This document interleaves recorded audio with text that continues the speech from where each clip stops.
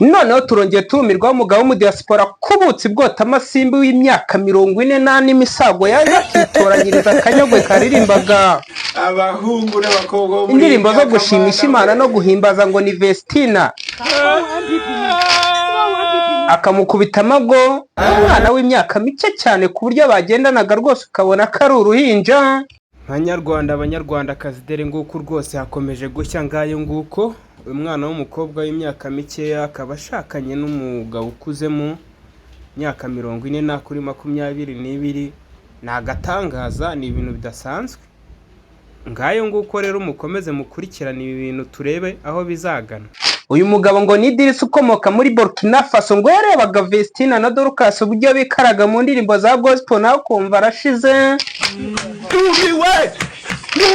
niko gufata iya mbere akabaza Murinda habi dore ko Murinda habi ari wowe ari manager wabo.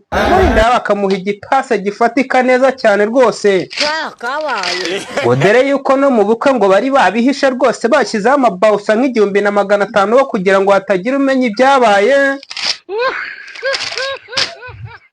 Ariko ngo abantu bari batashye ubwo buko banatumiye ngo utuvideo bafashe ngo nago byatumye bizera cyangwa bumva babika utwo tuvideo batadusangije abantu kuko uyu musaza ngarakuze cyane myaka 40 kumwana w'imyaka 22. Waravuze ngo mu bihe by'imeruka ngo uzasuka umuka wawe ku bantu bawe. Suka umuka we. Oya umwe webo ngashisha kangwe dore yuko ibintu byakomeje kuburunurunu ku mbuga nkoranyambaga bavuga amagambo menshi agiye atandukanye ngo ibi niki dore yuko uyu mukobwa biri guhwihwiswa mu nkuru z'abanyonzi zo natacaye hano nitambukira nyago gose abanyonzi bambwiye batuye umukobwa burya ngo yaratwite n'inda nkuru. Nuko ibintu bikomeje kuba kasamutwe kuri ino mihanda dore yuko ngo n'izindi ziracyaza yewe turacyabatamo. Mwari mwabona akavideo ka Nyambose nta iwacu nta muntu wigeze yiyaho. Ibintu bikomeje kuba kasamutwe abantu bari kwibaza niba uyu mwana ashobora kuba yakongera kuririmba cyangwa agiye kubiparika akazigira Burkina Faso atitaye kuba muci intege aragenda. Nibyo batarabonera ibisubizo niba uri azasigara aririmba wenyine nagatangaza ni nagahoma munwa dore yuko God have mercy upon us. muri iki gihe Nyarugenge iri kunyerera barimo baraserebeka ngo harimo haragendwa n'uhazi gusa utahazi ngo uri muri hateri baba nka Emerine muri kubona ubu ngubu yataye baba ngari kwicuza icyatumye abo mustari nakaga noneho nakasamutwe.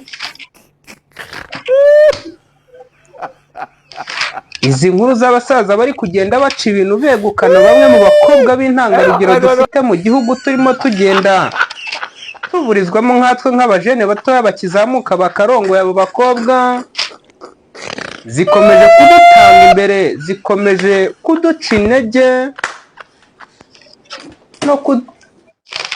no gutuma icyizere cyacu cyo gushaka kijya hasi kuko ubengutse bamugutwara itaratera kabiri. So guys nkuko bisanzwe rero ni za nkuru ngenda mbagezaho gatanu ku kandi ni inkuru ya Vestina na Dorcas dere yuko iyi nkuru bakoze iyo bwabaga ngo bahishe ikimenyetso cyose kigaragaza yuko habaye ubukwe ariko nyine bikaza kwanga ko ntago wa mugani wafata inkuru y'umusitari ngo yihishe bikunde kandi iriya nkuru ni hatari.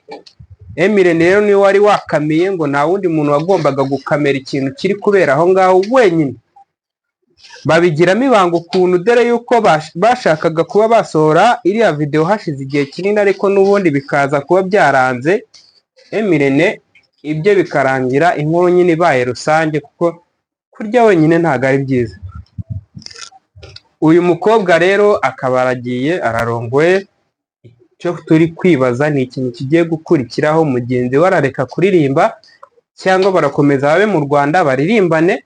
Ikindi uyu mugabo w'umukire se ntagiye kumutwara Burkina Faso ibintu bigahita birangira.